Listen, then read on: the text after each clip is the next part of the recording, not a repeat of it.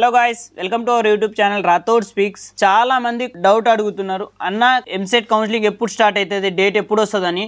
అయితే ఫైనల్గా ఈ రోజు అయితే డేట్ రిలీజ్ అయిన ఎంసెట్ కౌన్సిలింగ్ గురించి. ఫస్ట్ ఫేజ్ డేట్ ఏమో 28 to 7 దాకా. ఫస్ట్ నువ్వు ఆన్లైన్ వెబ్సైట్లో పోయి రిజిస్ట్రేషన్ చేసుకోవాలి. రిజిస్ట్రేషన్ SC ST వాళ్ళకైతే 600 పే చేయాలి, అదర్ క్యాస్ట్ అయితే 1200 పే చేయాలి. నువ్వు రిజిస్ట్రేషన్ చేసుకున్న తర్వాత స్లాట్ బుకింగ్ అని చేయాలి. స్లాట్ బుకింగ్ నువ్వు డేటు టైము లొకేషన్ నువ్వు ఏ డిస్టిక్ ఆ డిస్టిక్ డాక్యుమెంట్ వెరిఫికేషన్ సెంటర్ చూస్ చేసుకో. Next certificate verification for already slot booking candidates. Already slot book చేసుకుంటే క్యాండిడేట్స్ కు 7 to 8 దాకా నువ్వు ఎప్పుడైనా వెళ్ళి నీ డాక్యుమెంట్ వెరిఫికేషన్ అని చేయించుకోవాలి. నువ్వు డాక్యుమెంట్ వెరిఫికేషన్ చేయించుకున్న తర్వాత ROC ఫామ్ అని ఇస్తారు వాళ్ళు.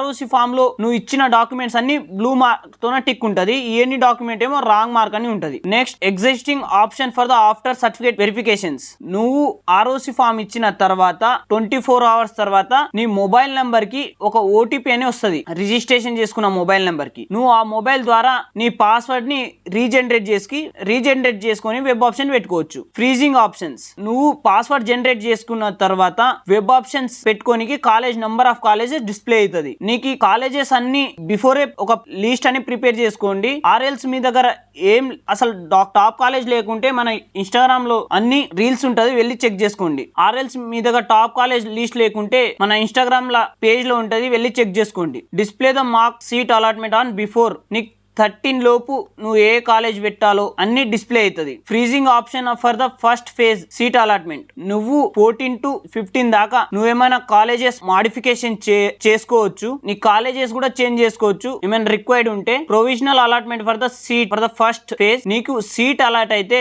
ఒక SMS ద్వారా తెలుస్తుంది, మొబైల్ నెంబర్ కి అయితే వస్తుంది. ఆర్ఎల్స్ నీకు SMS ఏం రాలేదంటే నీకు సీట్ ఏం అలాట్ కాలేనట్టు. ఇన్ కేస్ నీకు ఫస్ట్ ఫేజ్ కాలేజ్ తో సాటిస్ఫై అయితే ట్యూషన్ ఫీ అయితే పే చేయాలి. అదే SC ST అయితే 5000 పే చేయాలి, అదర్ క్యాస్ట్ అయితే 10,000 పే చేయాలి. ఈడ ట్యూషన్ ఫీ కాడ చాలా మంది మేజర్ మిస్టేక్ చేసేది ఏంటంటే ఆధార్ సెంటర్ కి వెళ్ళి పేమెంట్ అయితే చేస్తారు. అలా అస్సలు చేయకండి, ఎందుకంటే మీకు కౌన్సిలింగ్ ఫీ అయితే రీఫండ్ జరుగుతుంది ఆఫ్టర్ కౌన్సిలింగ్ అన్ని ఫేజ్ అయిన తర్వాత. ఇది ఎప్పుడు చేసుకోవాలంటే కౌన్సిలింగ్ ట్యూషన్ ఫీ 18 to 22 దాకా ఎప్పుడైనా చేసుకోవచ్చు.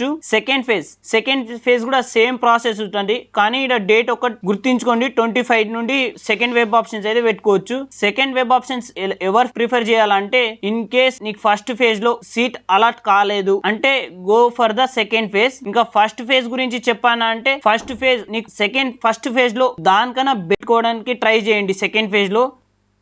ఎందుకంటే ఈడ మీకు సీట్ అనే ఫస్ట్ ఇన్ కేస్ నీకు సెకండ్ ఫేజ్లో నువ్వు పార్టిసిపేట్ చేస్తున్నావు అంటే నీకు సెకండ్ ఫేజ్లో సీట్ వచ్చిందంటే ఆటోమేటెడ్గా ఫస్ట్ ఫేజ్ సీటు క్యాన్సల్ అవుతుంది.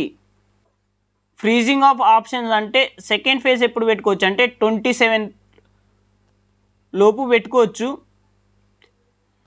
సేమ్ ప్రాసెస్ ఇదంతా. డేట్ ఒక్కటి గుర్తించుకోండి ఇవి. ఇంకా ఫైనల్ ఫేజ్ కూడా ఇలాంటి కంటెంట్ కోసం సబ్స్క్రైబ్ చేసి పెట్టుకో. ఇంకా ఏమైనా డౌట్ ఉంటే కామెంట్ బాక్స్లో కామెంట్ చేయండి. నెక్స్ట్ వీడియోలో మాట్లాడుకుందాం.